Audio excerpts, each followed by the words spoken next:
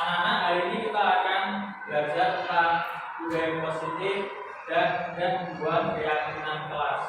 Nah, apa itu budaya positif dan keyakinan kelas? Sebenarnya sehari-hari itu anak-anak sudah melakukannya. Namun di sini perlu ditekankan kembali. Contohnya, kalau misalkan kalian masuk kelas, ya, kemudian ada sampah yang berserakan, kira-kira apa yang kalian lakukan?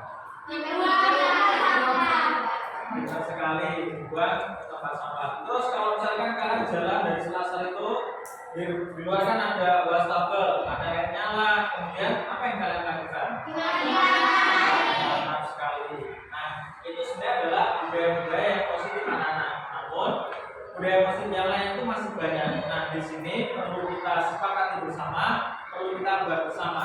Agar apa? Agar supaya kelas kita, kelas kalian, kelas 6B itu menjadi kelas yang bagus ya, yang bersih, rapi. Nah, itu khususnya. Dan pada nanti sekolah kita.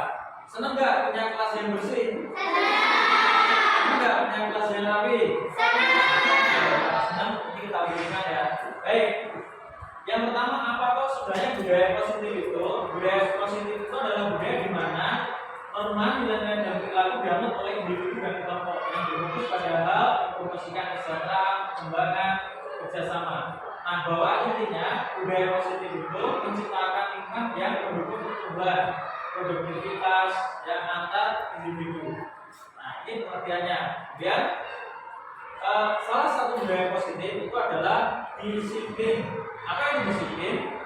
Disiplin itu berasal dari kata disiplina. Nah, secara garis besar bahwa disiplin itu membuat orang lain menggali potensinya menuju sebuah tujuan apa yang dihargai. Anak-anak itu sebenarnya di dalam diri kalian itu punya rasa tanggung jawab, punya disiplin. Hanya saja mungkin belum muncul, ya. Kemudian saya lanjutkan. Namun dalam budaya kita, disiplin itu merupakan jadi sesuatu yang dilakukan seorang pada orang lain untuk mendapatkan kepatuhan. Contohnya, kalian ini hari pramuka ya, kalian hari Kamis pramuka, ada nggak yang nggak pakai seragam pramuka? Ada ya, semuanya pakai pramuka. Nah, itu termasuk salah satu untuk memenuhi apa? Kepatuhan ya. Nah, kalian patuh terhadap apa? Terhadap aturan-aturan. Nah, oke. Kemudian nilai-nilai kebajikan universal. Apa kok nilai kebajikan itu?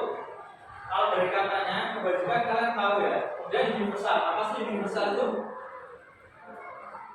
Universal apa? Universal itu umum ya, maksudnya kebajikan yang umumnya dimiliki oleh manusia. Nah, nilai kebajikan adalah sifat positif yang merupakan tujuan mulia yang dicapai setiap individu. Contohnya, kalau kalian datang tepat waktu, tujuannya apa? Agar tidak dapat hukuman, boleh. Nah, kira-kira lainnya pada seperti itu enggak? Iya, sama kan? Nah, begitu juga. Nah, itu yang dinamakan sebagai universal. Enggak apa-apa.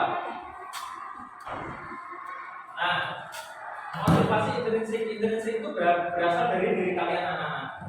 Nah, nilai kebajikan universal sesuai dengan profil pelajaran Pancasila. Nah, ya. Yang pertama adalah pendidikan global, bergotong royong. Bergotong royong itu contohnya membuat daftar tiket, kemudian membersihkan kelas bersama-sama, itu gotong royong bukan? Iya. Nah, kemudian kreatif, atau pernah lihat anak-anak itu membuat karya rumah-rumah dari stick atau gambar, itu termasuk kreativitas bukan? Iya. Nah, kemudian cara kritis, mandiri, kalian dikasih tugas di rumah dikerjakan sendiri, ya, itu termasuk bagian dari mandiri. Nah, ini adalah kebajikan universal. Kemudian, nah, apa itu hukuman? Hukuman itu bersifat terencana atau tiba-tiba.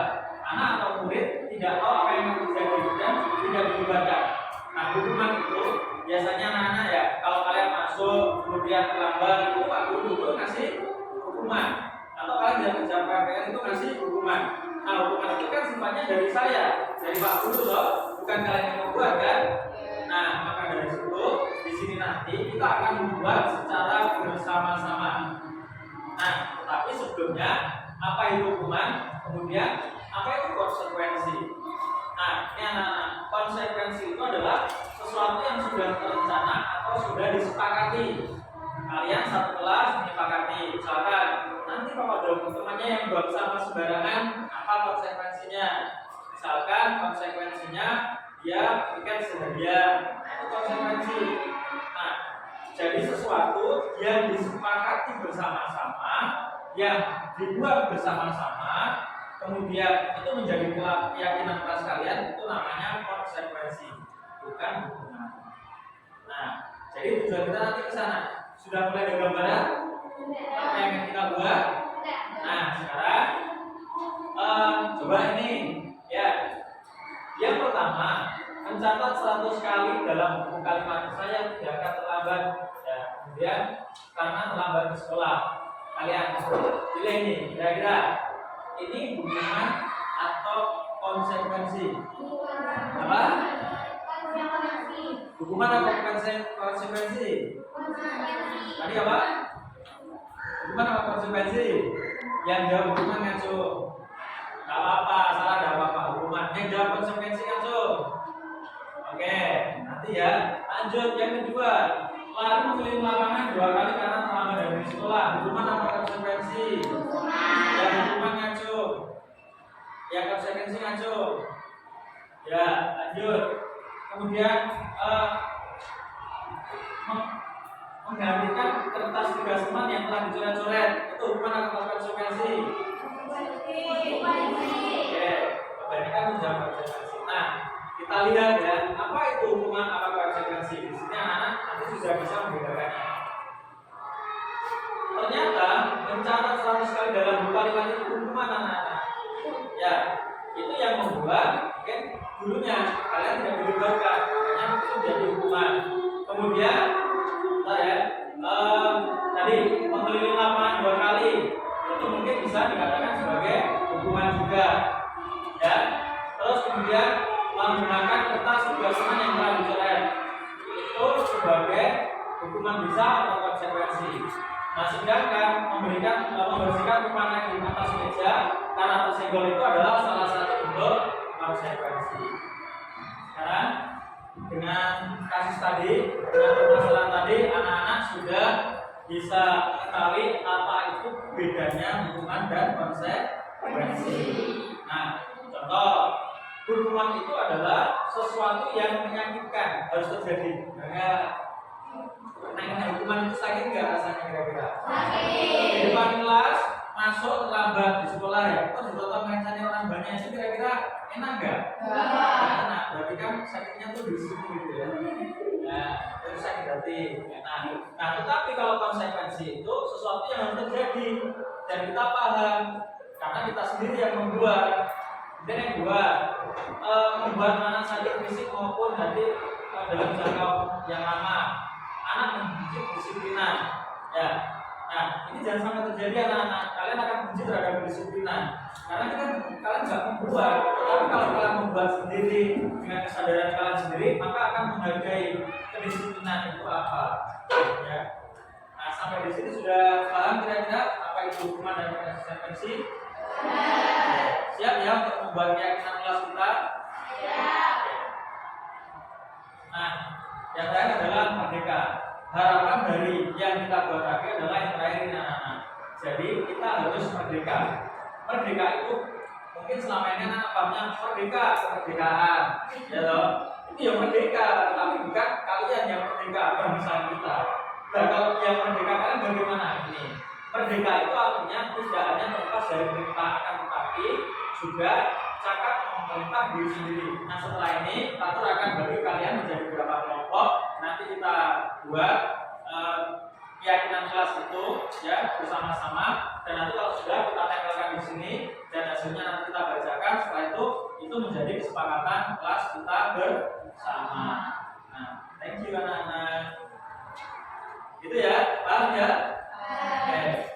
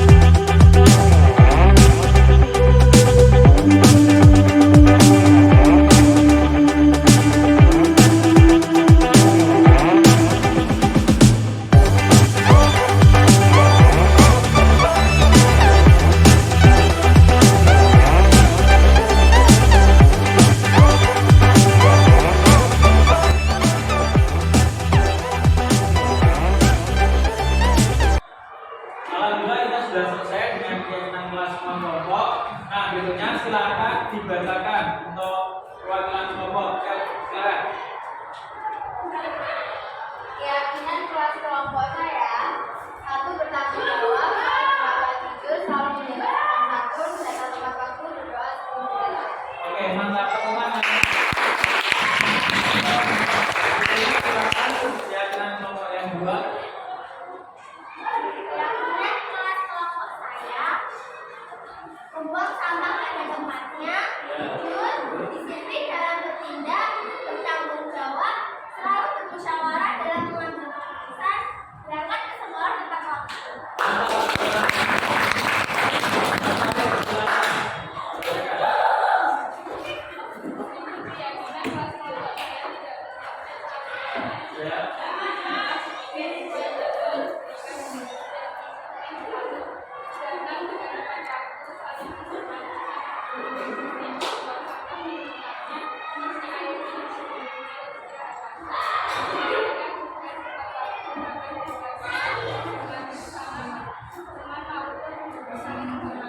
Oke, teman-teman.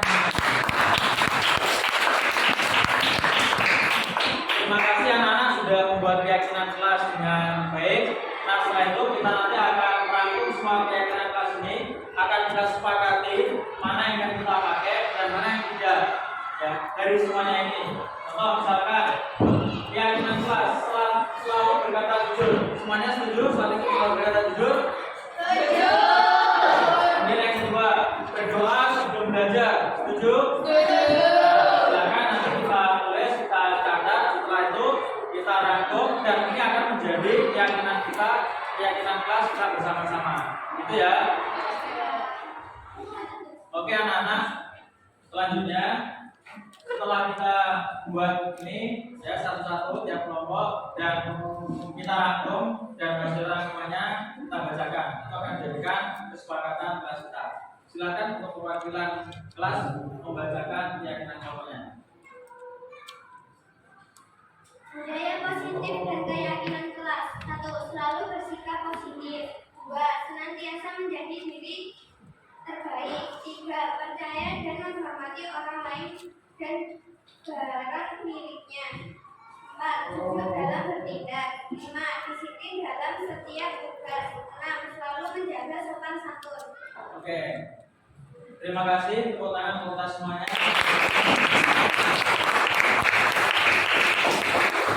Kita sudah membuat keyakinan kelas dan berikutnya keyakinan kelas itu akan kita tempel ya nantinya dan harus disepakati oleh kalian semuanya karena itu yang membuat anak-anak sehingga nantinya tidak ada paksaan atau hukuman. Kalian sudah menyadari itu. Terima kasih anak-anak untuk hari ini kalian sudah mempelajari apa itu budaya positif, sudah bisa membedakan apa itu hukuman dan apa itu konsekuensi, dan yang terpenting pada kegiatan siang hari ini adalah kalian sudah bisa membuat keyakinan kelas dan insya Allah bisa memunculkan kesadaran kalian dan kemandirian kalian. Pak mengharapkan nantinya kemandirian kalian itu tidak hanya di sekolah, tetapi di rumah dan di lingkungan masyarakat harus terus digali dan ditampilkan. Gitu ya. Terima kasih untuk waktunya. Semoga hari ini bermanfaat untuk kita semuanya. Pak Ranggi, Assalamualaikum warahmatullahi wabarakatuh.